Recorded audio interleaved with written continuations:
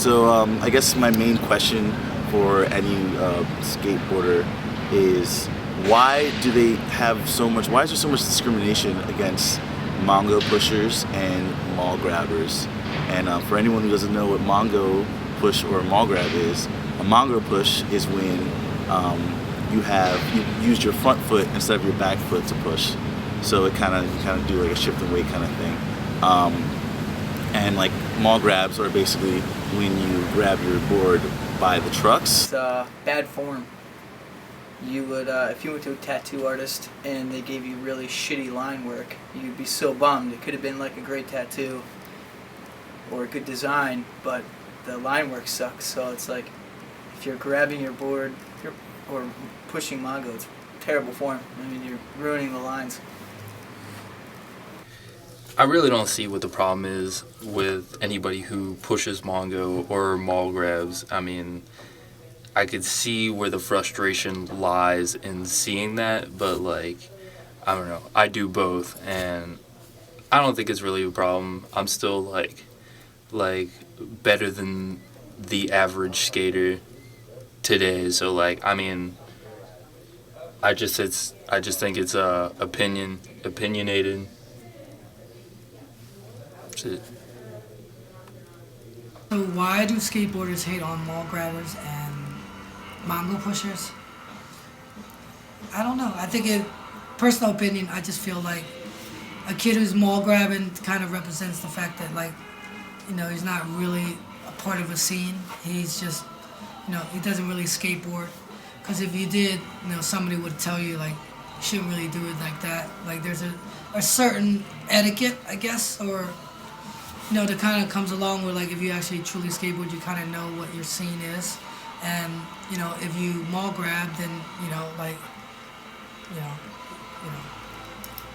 you're not really being true or being, like, you know, a real skateboarder. Mongo kind of applies to the same thing when you're pushing Mongo. Like, when I teach kids how to skate, and all the younger kids start out pushing Mongo. And that mainly because, like, that's the quickest way for them to get started and going, but it really doesn't give them much control, much ability to stop or time to even set up. So it's more of a safety thing. So, like, I try to stop them. I mark their bolts. And when I'm doing lessons, like, anytime, you know, I even tell their parents anytime that, you know, they're pushing Mongo to say something. Because, you know, it's like a bad habit that you want to get people out of. Hi, my name is Christopher James Giannetti, and I'm wondering, why do you skateboard? Why do I skateboard? It's something I could do by myself. You know, like, I played soccer and baseball and basketball, but all I wanted to do was skate because it was like nobody was telling me how to skate. It was telling me that I had to go here or go there. You know, you're just like you and your buddies doing something together, but individually. Just like the reason people play golf. You know, it's a mental game. It's and it's super fun, even though frustrating. I skateboard because, I don't know, it's honestly one of the things that, like, I love to do most in this world. It's just like equivalent to loving somebody, you know. You love and hate them. Same goes for skateboarding. You know, it's something I could do on my own and something that I'm good at that makes me feel great. You know, it's like no other feeling in the world. That's why I skate. I guess for a lot of reasons. It was, being a kid, it was your first sense of freedom. You know, like having your first car, being able to go places. Skateboarding, there's not too many rules when it comes to skateboarding. You kind of can do your own thing. You can do it with friends. It allows you to be creative. And also allows you to turn your brain off a little bit, and whatever's stressing you out through your day, you can just go push around.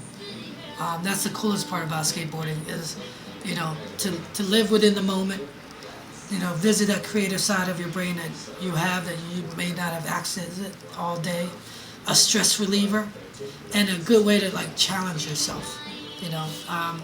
Because nowadays, like, the tricks are getting bigger, and there's a lot more money and reward for guys who are turning pro or good.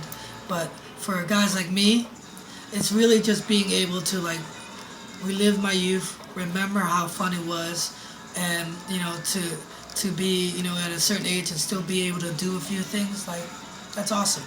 It's another way for me to also stay in shape. I feel like an old man when I can't skate, and when I can skate, like it just I have a better day when I skate every morning. So. Skateboard because I don't enjoy other sports. I like doing my own thing, and that shit is just fun. Skateboarding is just fun as fuck. So that's why I skate.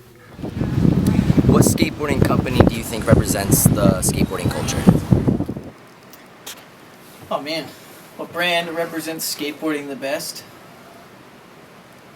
That's really hard, man. I mean, I don't know if I would probably say Thrasher magazine. I mean, they've been around since skateboarding almost began and documented its progression, the fairest. I mean, it's opinionated in its certain aspects, but it's the fucking truth, so yeah, man. Thrasher's the truth. So I feel like the brands that truly represent skateboarding are the shop brands. Each shop has their own scene, and when they come out with their own brand or t-shirt or whatever, it represents who they are and their community. If you were going to talk about like the big brands in skateboarding, shoe company, board company, to not have to go specific, I truly believe that the board companies are the heart of it. It's what you ride, and it's the one thing that the pros make the least money on. Why do you think it is that skateboarders talk so much about the state of skateboarding? State of skateboarding is a fucking wreck. I mean, what else is there to talk about? Because that's what we do. Yeah, like what else? Everything else is lame for the most part. So. Yeah, skateboarders don't seem to draw as much influence from other arts as other art forms do. Why do you think that is? And do you think that skateboarding becomes stagnant when not enough outside influence is introduced?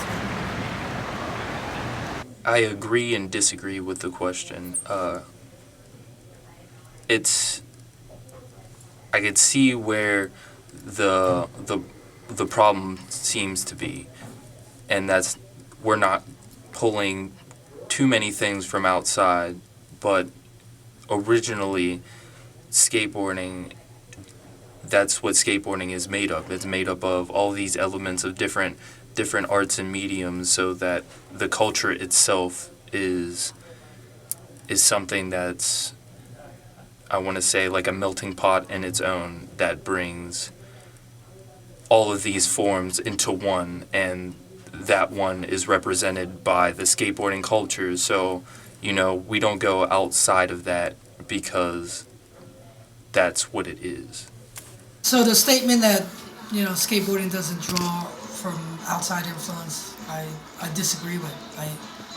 I think for skateboarding to be as prominent in American pop culture, it has drawn from the changing times, the changing culture. That's reflective of the music that's in the videos, the clothes and style that the guys wear. So, yeah, I totally disagree with that. Skateboarding draws influence from so many different art forms. I mean, from illustration, look at all the evolution of skateboard graphics, to sculptural things, like look at the ramps that people build, how people visualize the world is completely different when you start skateboarding. Everything becomes an obstacle, or almost, it's like such an art form in itself that it's impossible not to draw from other forms of art, because it's the way your mind naturally thinks. I think that's what draws people towards skateboarding. I think that it would be so impossible for it to not draw influence from other forms of art that it'll never be stagnant. Like, it's always growing and increasing in its like intensity and whatever. Yeah, skateboarding will live forever.